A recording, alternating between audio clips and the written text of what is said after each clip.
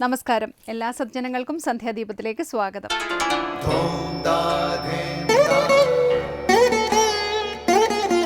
ശുഭം ഭവതു കല്യാണമായുസാരോഗ്യവർദ്ധനം സർവദുഃഖ വിനാശായ സന്ധ്യാദീപം നമോസ്തുതേ. നാമം ജപായനം പുണ്യം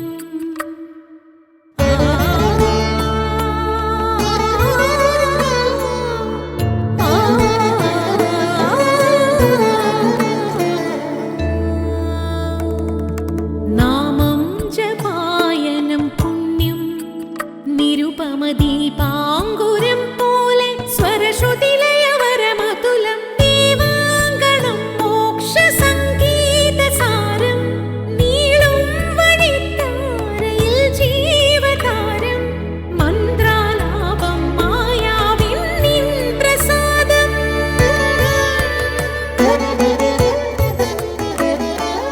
ഇരുൾ നീങ്ങിയുണരുന്ന തെളിനാളദീപം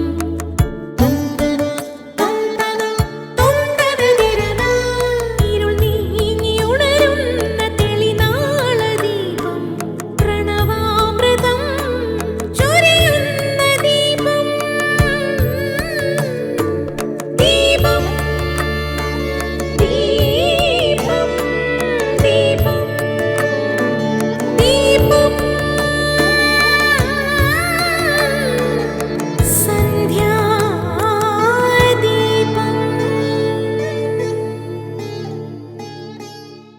നാളെ അന്താരാഷ്ട്ര യോഗാ ദിനമാണ്. ദൈനംദിന സംഘർഷങ്ങളിൽ നിന്നും മനസ്സിന് ഒരാശ്വാസമാണ് ഭാരതീയ ആചാര്യന്മാർ വിഭാവന ചെയ്ത യോഗശാസ്ത്രം. യോഗ ചിത്ത വൃത്തി നിരോധ എന്നാണ് പതഞ്ജലി മഹർഷി യോഗയെ നിർവചിച്ചിരിക്കുന്നത്. ഇന്ദ്രിയങ്ങളെ നിയന്ത്രിച്ച് മനോവ്യാപാരങ്ങളെ നിയന്ത്രിക്കുന്നവന് മാത്രമേ സന്തുഷ്ട ചിത്തനാകാനാകൂ. ഉചിതമായി പരിശീലിച്ചാൽ യോഗ വിസ്മയം കാട്ടുമെന്ന് ആധുനിക ലോകം തിരിച്ചറിഞ്ഞു കഴിഞ്ഞു. യോഗ ശരീരത്തിൻ്റെയും മനസ്സിൻ്റെയും കലയാണ്. ഇവ രണ്ടും സജ്ജമായാൽ മതി. മറ്റൊരു ബാധയും യോഗ പരിശീലിക്കാൻ ആവശ്യമില്ല. ഏറെ ആയാസങ്ങളൊന്നുമില്ലാതെ അനായാസം യോഗ പരിശീലിക്കാം. സ്വസ്ഥമായ മനസ്സ്, സംഘർഷങ്ങളില്ലാത്ത അവസ്ഥ, ഏകാഗ്രത എന്നിവ യോഗയുടെ ഉറപ്പ് നൽകുന്ന വാഗ്ദാനങ്ങളാണ്. കുട്ടികൾക്ക് പോലും എളുപ്പം പരിശീലിക്കാവുന്ന യോഗ രീതികളുണ്ട്. കൃത്യമായി പരിശീലിക്കേണ്ടതാണ് യോഗ. ഇടയ്ക്ക് നിർത്തിയാൽ യോഗ കൊണ്ട് ഫലമില്ലെന്ന് മാത്രമല്ല, വിപരീത ഫലങ്ങൾ ഉണ്ടാകുകയും ചെയ്യും. അതിനാൽ പൂർണ്ണ താല്പര്യത്തോടുകൂടി മാത്രം യോഗ പരിശീലിക്കാൻ തയ്യാറാകണം. ക്ഷമയോടെ പരിശീലിച്ചാൽ മാത്രമേ അതിൻ്റെ ഫലമുണ്ടാകൂ. ശരീരത്തെയും മനസ്സിനെയും പുനരുജ്ജീവിപ്പിക്കുകയാണ് യോഗ.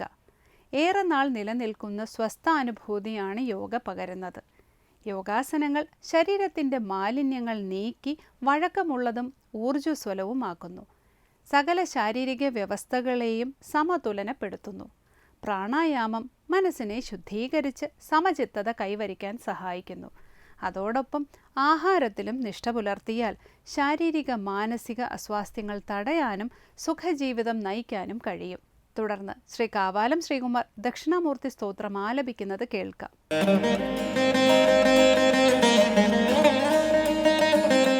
യസ്യൈവ സ്ഫുരണം സദാത്മകമസത് കൽപാർത്ഥകം ഭാസത്തെ സാക്ഷാത് തത്വമസീതി വേദവചസ യോ ബോധയത്യാശ്രിതാൻ യത് സാക്ഷാത്കരണാത് ഭവേന പുനരാവൃത്തിർ ഭവാംഭോ നിധൗ തസ്മൈ ശ്രീ ഗുരുമൂർത്തയേ നമ ഇദം ശ്രീ ദക്ഷിണാമൂർത്തയേ. യസ്യൈവ സ്ഫുരണം സദാത്മകമസത് കൽപാർത്ഥകം ഭാസത്തെ സാക്ഷാത് തത്വമസീതി വേദവചസ യോ ബോധയത്യാശ്രിതാൻ യത് സാക്ഷാത്കരണാത് ഭവേന പുനരാവൃത്തിർ ഭവാംഭോ നിധൗ തസ്മൈ ശ്രീ ഗുരുമൂർത്തയേ നമ ഇദം ശ്രീ ദക്ഷിണാമൂർത്തയേ. അടുത്തതായി ശങ്കര സ്തോത്രാമൃതം. ഉണ്ടായി നശിക്കുന്ന സകലതും അസത്കൽപ്പമാണ്. ഈ പ്രപഞ്ചത്തിൽ എന്ത് കാണുന്നുവോ അതെല്ലാം അസത്കൽപ്പമാണ്. ഇന്നലെ ഉണ്ടായിരുന്നില്ല, നാളെയൊട്ട് ഉണ്ടാവുകയുമില്ല, ഇന്നുണ്ടെന്ന് മാത്രമേ പറയാൻ കഴിയൂ.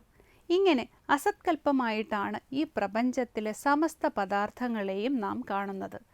ശ്രീ ശങ്കരാചാര്യർ രചിച്ച ദക്ഷിണാമൂർത്തി സ്തോത്രത്തിലെ 3-ാം ശ്ലോകത്തെ സ്വാമി ചിദാനന്ദപുരി വ്യാഖ്യാനിക്കുന്നത് നമുക്ക് കേൾക്കാം.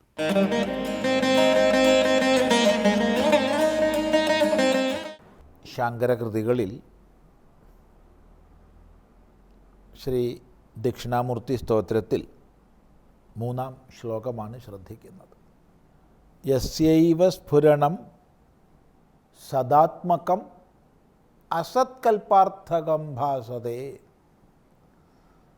യാതൊന്നിൻ്റെ സ്ഫുരണം,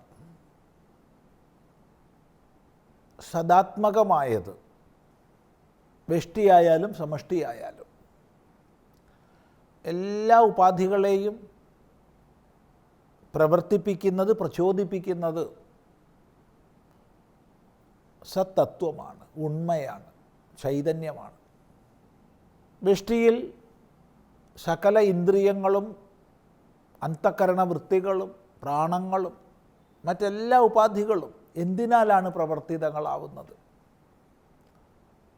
അതുപോലെ സമഷ്ടിയിൽ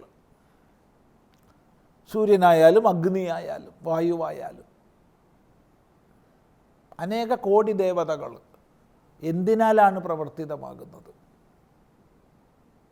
ഇത് നമ്മളെ കൊണ്ട് ചിന്തിപ്പിക്കുകയാണ്. അപ്പോൾ സദാത്മകമായ ഉണ്മയാകുന്ന അതിൻ്റെ സ്ഫുരണമാണിതെല്ലാം. ഈ പ്രപഞ്ചത്തിലേക്ക് ഒന്ന് നിരീക്ഷിച്ചാൽ ഒരണുകണത്തിൻ്റെ സ്പന്ദനത്തിൽ പോലും, അല്ലെങ്കിൽ ഒരു ജലം ഒഴുകുന്നതായാലും കാറ്റ് വീശുന്നതായാലും അഗ്നി ജ്വലിക്കുന്നതായാലും, ഒരു മൊട്ട് പൂവായി വിടരുന്നതായാലും ഒരു കുഞ്ഞ് കരയുന്നതായാലും ചിരിക്കുന്നതായാലും ഇന്നതൊന്നില്ല. ഈ പ്രപഞ്ചത്തിലെ ഏതൊരു പ്രതിഭാസത്തിൻ്റെ പിന്നിലും അത്ഭുതകരമായ സത്തത്വത്തെ മനസ്സിലാക്കാൻ നമുക്ക് സാധിക്കും. അതിൻ്റെ സ്ഫുരണമാണ് ഈ കാണുന്നതെല്ലാം. പല ഭാവങ്ങളിൽ, പല ആവിഷ്കാരങ്ങളിൽ ഏകമായ സത്യം സ്ഫുരിക്കുകയാണ്. അതിനെ ചൂണ്ടിക്കൊണ്ടാണ് യസ്യൈവ സ്ഫുരണം സദാത്മകം. വാസ്തവത്തിൽ അത് ഉണ്മയാണ്, സദാത്മകമാണ്. എന്നാൽ അസത്കൽപ്പാർത്ഥകം ഭാസതേ, അസത്കൽപ്പാർത്ഥകമായി ഭാസിക്കുന്നു. ഏതെല്ലാം രീതിയിലാണ് ഭാസിക്കുന്നത് അതെല്ലാം താത്കാലികങ്ങൾ മാത്രമാണ്, അതെല്ലാം ആപേക്ഷികങ്ങൾ മാത്രമാണ്. ഉണ്ടാകുന്നു, നിലനിൽക്കുന്നു, വളരുന്നു, മാറ്റങ്ങൾക്ക് വിധേയമാകുന്നു, തളരുന്നു, നശിക്കുന്നു. ഈ വിധത്തിലാണ് പ്രപഞ്ചത്തിലെ സകല സ്ഫുരണങ്ങളും. അപ്പോൾ പ്രപഞ്ചത്തിൽ വ്യഷ്ടിയിലായാലും സമഷ്ടിയിലായാലും ഏതെല്ലാം രീതിയിൽ സത്തത്വം അഭിവ്യക്തമാകുന്നുവോ അതെല്ലാം അസത്കൽപ്പാർത്ഥകം, മിഥ്യാരൂപമാണ്. അവിടെ ആചാര്യൻ അസത്തെന്ന് പറയുന്നില്ല, അത് പ്രത്യേകം ശ്രദ്ധിക്കേണ്ടതാണ്. അസത്തെന്ന് പറഞ്ഞാൽ അത്യന്തം ഇല്ലാത്തതെന്ന് അർത്ഥം വരും. ഇല്ലാത്തത് ശൂന്യമാണ്, ശൂന്യമെന്നൊന്നില്ല. പലപ്പോഴും വേദാന്ത വിചാരത്തിൽ ശരിയായ സമ്പ്രദായ ശുദ്ധിയോടുകൂടി അല്ല മുന്നോട്ട് പോകുന്നതെങ്കിൽ സർവം ശൂന്യം എന്നുള്ള ബൗദ്ധ ശൂന്യവാദത്തിലേക്ക് എത്തിച്ചേരാൻ സാധ്യതയുണ്ട്. ഒരു തരത്തിലും നമുക്കത് അംഗീകരിക്കാൻ പറ്റില്ല. കാരണം ശൂന്യമെന്നൊന്നില്ല, ശൂന്യം ഇല്ലായ്മയാണ്. ഇല്ലായ്മ എങ്ങനെ ഉണ്ടാവും? എല്ലാത്തിനും അധിഷ്ഠാനമായി ഉണ്മയുണ്ട്, ഉണ്ട്. അതുകൊണ്ട് പ്രപഞ്ചാകാരത്തിൽ സ്ഫുരിക്കുമ്പോൾ അതിന് അസത്തെന്ന് പറയാൻ വയ്യ. എന്നാൽ സത്തെന്ന് പറയാൻ പറ്റുമോ? അതുമില്ല. എന്തുകൊണ്ട് സത്തെന്ന് പറയാനൊക്കില്ല? കാരണം നിലനിൽക്കുന്നില്ല. കാണുന്നത് കാണാതാകുന്നു. എല്ലാം ആവിർഭവിച്ച് തിരോഭവിക്കുന്നതാണ്. അല്ലാതെ ഉള്ളതായി നിലനിൽക്കുന്നതായി ഒരു പ്രപഞ്ചാഭിവ്യക്തിയും ഞാൻ കാണുന്നില്ല. അതുകൊണ്ടിത് സത്തല്ല. ഇല്ല എന്ന് പറയാൻ ഒക്കില്ല, അതുകൊണ്ടോട്ട് അസത്വമല്ല. അതുകൊണ്ട് പറഞ്ഞു അസത്കൽപ്പം. അസത്ത് പോലുള്ള ഈ അസത്കൽപ്പം എന്നുള്ളതിന് വേദാന്തശാസ്ത്രം പറയുന്ന ഒറ്റവാക്കാണ് മിഥ്യ എന്നുള്ളത്. ബ്രഹ്മസത്യം ജഗൻ മിഥ്യ എന്നുള്ളിടത്ത് വേദാന്തത്തിൻ്റെ സാരം നമുക്ക് സംഗ്രഹിക്കാം. അവിടെ ജഗത്തില്ല എന്നല്ല ആചാര്യം പറയുന്നത്. സദ്ഭിന്നമായിട്ട് ജഗത്തില്ല. ജഗത്ത് ഉള്ളതായി കാണപ്പെടുമ്പോഴും അറിയപ്പെടുമ്പോഴും സദ്ഭിന്നമായിട്ടില്ല. വേദാന്ത വിദ്യാർത്ഥികൾ ഒരു പക്ഷേ കേട്ട് മടുത്ത ദൃഷ്ടാന്തമായിരിക്കും സ്വർണത്തിൻ്റെതും ആഭരണത്തിൻ്റെതും അല്ലെങ്കിൽ മണ്ണിൻ്റെതും പാത്രത്തിൻ്റെതുമൊക്കെ ആവട്ടെ. പക്ഷെ അത് നൽകുന്ന സന്ദേശം ചിരന്തനമാണ്.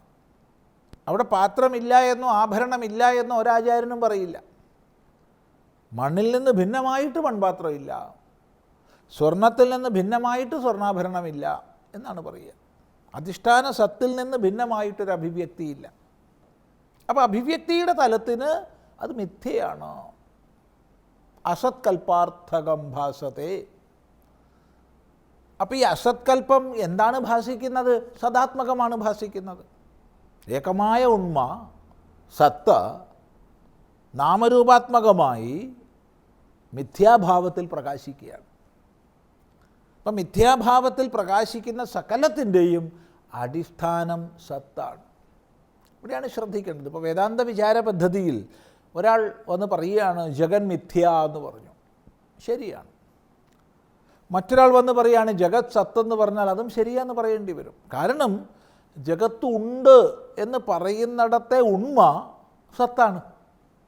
സത് ഭിന്നമായിട്ട് ജഗത്തില്ല. ഈ ഒരു ഭാവത്തെ സൂചിപ്പിക്കാനാണ് അസത്കൽപ്പം എന്ന് പറഞ്ഞിട്ടുള്ളത്.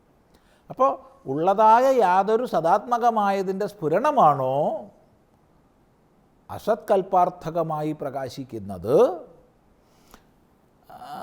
യാതൊന്നിനെയാണോ വേദവാക്യങ്ങൾ തത്വമസി തുടങ്ങിയ മഹാവാക്യങ്ങളിലൂടെ ഉപദേശിക്കുന്നതെന്ന് തുടർന്ന് പറയുന്നു. ആ ഭാഗം നമുക്ക് അടുത്ത പ്രാവശ്യം ചിന്തിക്കാം.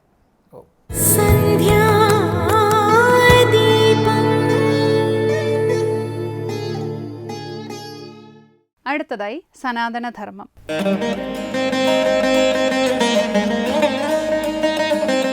ഈ രാമായണ കാവ്യം ആർക്ക് വേണ്ടിയാണ് വാൽമീകി രചിച്ചത് എന്നത് വളരെ പ്രധാനപ്പെട്ട ഒരു കാര്യമാണ്. വളരെ പ്രധാനപ്പെട്ട കാര്യം എന്ന് പറയുമ്പോൾ ഭാരതത്തിൻ്റെ സാംസ്കാരിക പൈതൃകത്തിനെതിരെ ഉയരുന്ന പല ആക്ഷേപങ്ങൾക്കും ഉള്ള മറുപടി ഇവിടെ കാണുന്നുണ്ട്. രാമായണത്തിലെ 100-ാമത്തെ ശ്ലോകം, രാമായണത്തിലെ 100-ാമത്തെ ശ്ലോകം എന്ന് പറയുമ്പോൾ അത് ബാലകാണ്ഡത്തിൻ്റെ 1-ാം സർഗത്തിലെ 100-ാമത്തെ ശ്ലോകമാണ്.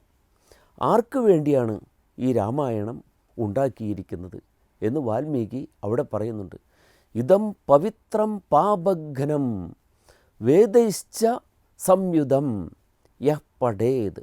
പവിത്രമായിട്ടുള്ള വൈദികാശയങ്ങൾ വേദങ്ങളോട് കൂടിയ ഈ രാമായണം ആർ പഠിക്കുന്നുവോ അവർ സർവകിൽബിഷൈഹി മുച്യതേ. എല്ലാ കിൽബിഷം പാപം, എല്ലാ പാപങ്ങളിൽ നിന്നും മുക്തരായിത്തീർന്ന് അവർ സംശുദ്ധരായി മാറുന്നു എന്ന് വാൽമീകി അവിടെ പറയുന്നുണ്ട്. എന്നിട്ട് പറയുന്നു എങ്ങനെ ഏതെല്ലാം വിധത്തിൽ ഉത്കർഷം നേടുന്നു എന്നുകൂടെ വാൽമീകി അവിടെ പറയുന്നുണ്ട്. പഠൻ ദ്വിജോ വാഗ്വൃഷഭത്വമീയാത് സ്യാത് ക്ഷത്രിയോ ഭൂമിപതിത്വമീയാത് വൈശ്യശ്ച പണ്യഫലത്വമീയാത് ജനശ്ച ശൂദ്രോപി മഹത്വമീയാത് എന്ന് പറയുന്നു. നമ്മൾ സാധാരണ പറയാറുള്ളത് എന്താണ്? വേദങ്ങൾ പഠിക്കുന്ന ശൂദ്രൻ. വേദം കേട്ടാൽ തന്നെ അവൻ്റെ കാതിൽ ഈയം ഉരുക്കി ഒഴിക്കണം എന്നൊരു നിയമമുണ്ട് എന്ന് പലരും നമ്മുടെ സംസ്കാരത്തെ നിന്ദിക്കാറുണ്ട്. എന്നാൽ അങ്ങനെ ഒരു സംഭവമില്ല. നമ്മുടെ ഉപനിഷത്തുകൾ തന്നെ വായിച്ച് നോക്കിയാൽ നമുക്കത് മനസ്സിലാക്കാൻ കഴിയും. ചാന്തോഗ്യോപനിഷത്തിൻ്റെ 4-ാം അധ്യായം മാത്രം വായിച്ചു നോക്കിയാൽ മതി. ശൂദ്രനായിട്ടുള്ള സത്യകാമൻ എന്ന ബാലനെ ഉപനയനം ചെയ്ത് ഹരിദ്രമത ഗൗതമൻ എന്ന ബ്രാഹ്മണനാക്കി തീർത്ത കഥ അവിടെ പറയുന്നുണ്ട്. സത്യം പറഞ്ഞതുകൊണ്ടാണ്. അപ്പം അതിലേക്ക് പോകാൻ നമുക്കിപ്പോൾ ഇവിടെ നമുക്കിപ്പോൾ നേരമില്ല. മറ്റൊരു സന്ദർഭത്തിൽ നമുക്കതിനെക്കുറിച്ച് വേണമെങ്കിൽ പറയാം. അപ്പോൾ പറയാണ് ഈ വേദങ്ങളുടെ ആശയമാണ് ഇതിഹാസങ്ങളിലൂടെയും പുരാണങ്ങളിലെയും നമ്മളിലേക്ക് എത്തിക്കുന്നത്. അപ്പോൾ ആ ആശയം എത്തുമ്പോൾ പഠൻ ദ്വിജോ വാഗ്വൃഷഭത്വമീയാത്. ദ്വിജൻ എന്ന് പറഞ്ഞാൽ ബ്രാഹ്മണനാണ് ഇവിടെ അർത്ഥമാക്കുന്നത്. സാധാരണ ഇതിൽ ദ്വിജൻ എന്ന് പറഞ്ഞാൽ ബ്രാഹ്മണനും ക്ഷത്രിയനും വൈശ്യനുമാണ്. പൂണൂലിടുന്ന എല്ലാവരെയുമാണ് അവിടെ ദ്വിജനായിട്ട് പറയുന്നത്. അപ്പോൾ ഇവിടെ ബ്രാഹ്മണൻ തന്നെയാണ്. ബ്രാഹ്മണൻ ഈ രാമായണം പഠിക്കുന്നതിലൂടെ വാഗ്വൃഷഭത്വമീയാത്, വാക്കുകളിൽ വൃഷഭമായി തീരട്ടെ. വൃഷഭം എന്ന വാക്കിന് കാള എന്ന അർത്ഥമാണ് നമ്മൾ എപ്പോഴും വ്യാപകമായി നമ്മൾ കൽപ്പിക്കാറുള്ളത്. പക്ഷേ വർഷണം, വർഷിക്കുക, വർഷണം കൊണ്ട് ഭാസിക്കുന്നവനാണ് വൃഷഭം എന്ന് പറയുന്നത്. വാക്കുകളെ വർഷിക്കണം. ഒരു ബ്രാഹ്മണൻ എന്ന് പറഞ്ഞാൽ ബൃംഹണം ചെയ്യുന്നവൻ എന്നർത്ഥം. ബൃംഹണം ചെയ്യുക എന്ന് പറഞ്ഞാൽ എന്താണ്? ബൃഹത്തായിട്ട് പറയുക. ബൃഹത്തായിട്ട് പറയുക. നമ്മുടെ തിരുലിഖിതങ്ങളൊക്കെ വളരെ സംക്ഷിപ്തമായ വിധത്തിലാണ് പറഞ്ഞു വച്ചിട്ടുള്ളത്. അത് സാധാരണ ജനങ്ങൾക്ക് മനസ്സിലാകണമെങ്കിൽ അതിനെ ബൃഹത്തായി, അതിനെ വിപുലമായിട്ട് പറഞ്ഞു കൊടുക്കണം. അതാണ് ബൃംഹണം ചെയ്യാനുള്ള കഴിവ്. ആ ബൃംഹണം ചെയ്യാനുള്ള കഴിവിലൂടെ എങ്ങനെയാണ് ബ്രാഹ്മണൻ പറഞ്ഞു കൊടുക്കേണ്ടത്, എത്രമാത്രം വാക്സാമർഥ്യം ഉണ്ടാകുന്നു എന്നത് നമ്മുടെ സാധാരണഗതിയിൽ നമ്മൾ ഒരു പുണ്യമായ പ്രവൃത്തി ചെയ്യുമ്പോൾ ആചാര്യന് വേണ്ടി പ്രാർത്ഥിക്കുന്ന ഒരു പ്രാർത്ഥനയുണ്ട്. അത് വേദത്തിൽ തന്നെ പറയുന്നതാണ്. ശതധാരമുത്സം അക്ഷീയമാണം വിപശ്ചിതം പിതരം വക്ത്വാനാം മേളിം മദന്തം പിത്രോരുപസ്ഥേ തം രോദസി പിഭൃതം സത്യവാചം എന്നാണ്. ശതധാരം, 100 കണക്കിന് ജലധാരയന്ത്രങ്ങളിലൂടെ ജലം പ്രവഹിക്കുന്നത് പോലെ വാക്കുകൾ അദ്ദേഹത്തിൽ നിന്ന് വരണം, ജനങ്ങൾക്ക് മനസ്സിലാകുന്ന വിധത്തിൽ. അതെങ്ങനെയായിരിക്കണം? ഉത്സവും അക്ഷീയമാനവും ആയിരിക്കണം. ഉത്സം എന്ന് പറഞ്ഞാൽ അത് നിലയ്ക്കാത്തതാവണം. അക്ഷീയമാനം, നിലയ്ക്കാത്തതായാൽ മാത്രം പോരാ, അത് ക്ഷയിക്കാനും പാടില്ല. അപ്പോൾ ഏത് വിധത്തിൽ അത് പുറത്തേക്ക് നിർഗമിക്കുന്നുവോ അതേപോലെ അതേ ശക്തിയിൽ വാക്കുകൾ ജനങ്ങൾക്ക് മനസ്സിലാകത്തക്ക വിധത്തിൽ പ്രവഹിപ്പിക്കുവാൻ ശക്തനായിരിക്കണം ബ്രാഹ്മണൻ. എന്നാൽ മാത്രമേ നമ്മുടെ ഇതിഹാസങ്ങളുടെയും വേദങ്ങളുടെയും ഒക്കെ താത്പര്യാർത്ഥം ജനങ്ങൾക്ക് പറഞ്ഞു കൊടുക്കാൻ സാധിക്കുകയുള്ളൂ. അപ്രകാരമുള്ള ആ വാഗ്വൃഷഭത്വം ബ്രാഹ്മണന് സിദ്ധിക്കുമാറാകട്ടെ. അപ്രകാരം പറഞ്ഞെങ്കിൽ രാമായണം പഠിക്കുമ്പോൾ വൈദികങ്ങളെ ആശയങ്ങൾ അതിൽ ഉണ്ടെന്ന് ജനങ്ങൾക്ക് മനസ്സിലാവുള്ളൂ. അല്ലെങ്കിൽ ജനങ്ങൾ വിചാരിക്കുന്നത് വേദങ്ങളെന്ന് പറഞ്ഞാൽ ആർക്കും മനസ്സിലാകാത്ത ദുർഗ്രഹങ്ങളായ എന്തൊക്കെയോ കുറേ മന്ത്രങ്ങളുടെ ഒരു സമാഹാരം എന്ന് മാത്രമേ ജനങ്ങൾ മനസ്സിലാക്കുന്നുള്ളൂ. അങ്ങനെയല്ല. നമ്മുടെ സാമൂഹ്യ ജീവിതത്തിൽ, നമ്മുടെ ദൈനംദിന ജീവിതത്തിൽ എപ്രകാരം നമ്മൾ ഇടപെടണം, എങ്ങനെയായിരിക്കണം നമ്മുടെ ജീവിതം എന്നുള്ളതിന് ഉത്തമ ഉദാഹരണമാണ് നമ്മുടെ വേദങ്ങൾ. അങ്ങനെ വൈദിക ആശയങ്ങളെ ബൃഹത്തായി പറയുന്നതിനുള്ള സാമർഥ്യം ബ്രാഹ്മണനുണ്ടാകട്ടെ. അതാണ് പഠൻ ദ്വിജോ വാഗ്വൃഷഭത്വമീയാത്, വാക്കുകളെ വർഷിക്കുന്നതിന് ശക്തനായി തീരട്ടെ.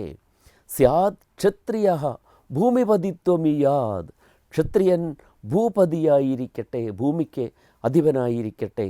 രാജാക്കന്മാരെ ക്ഷതങ്ങളിൽ നിന്ന് ജനങ്ങളെ ത്രാണം ചെയ്യുന്നതിന് സ്വന്തം പ്രാണനെപ്പോലും അവഗണിച്ചുകൊണ്ട്, അത് ഈ 3 വർണ്ണങ്ങൾക്കുള്ള പ്രത്യേകതയാണത്. എന്താണ്? അവരുടെ യൂണിഫോമാണ്. ഈ പൂണൂലെന്ന് പറയുന്നത് ധർമ്മകഞ്ചുകമാണ്. ധർമ്മകഞ്ചുകം എന്ന് പറഞ്ഞാൽ ഇന്ന് പറയുന്ന യൂണിഫോം കുട്ടികളുടെ യൂണിഫോം അല്ല, അത് ഗണവേഷമാണ്. ഒരു സ്കൂളിലെ കുട്ടികളെക്കെല്ലാം ഒരു വേഷം ഗണവേഷമാണ്. അതല്ലാതെ ഔദ്യോഗിക കൃത്യനിർവഹണത്തിന് ധരിക്കുന്ന യൂണിഫോമാണ് ധർമ്മകഞ്ചുകം എന്ന് പറയുന്നത്. അപ്പോൾ അപ്രകാരം ആ ധർമ്മകഞ്ചുകം അണിഞ്ഞവർ സ്വന്തം സുഖസൗകര്യങ്ങളോ പ്രാണനെപ്പോലും നോക്കാതെ വേണം അവരുടെ കർമ്മങ്ങൾ അനുഷ്ഠിക്കുവാൻ. അപ്രകാരം ബ്രാഹ്മണന് ഭൂമിപതിത്വമുണ്ടാകട്ടെ.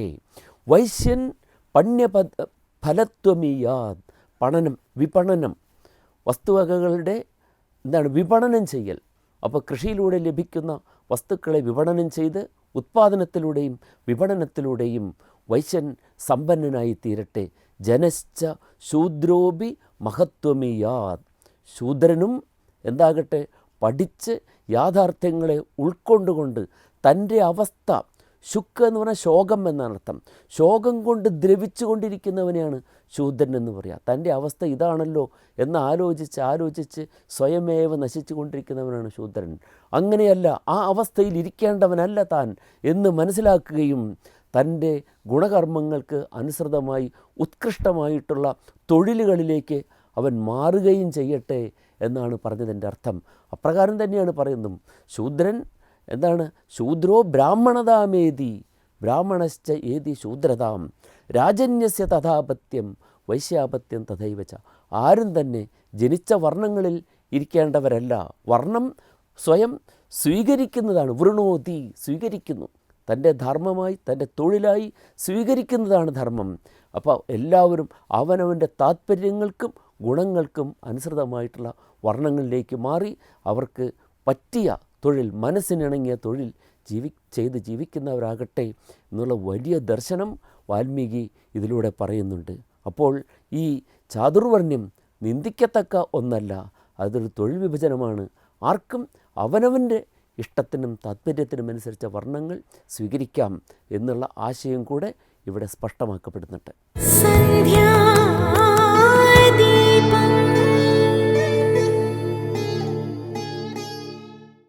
അടുത്തതായി ദീപാരാധനയാണ്. ക്ഷേത്ര സന്നിധിയിലെത്തി മംഗളാരതി തൊഴുത് ഇന്നത്തേക്ക് മടങ്ങാം. എല്ലാവർക്കും നമസ്കാരം.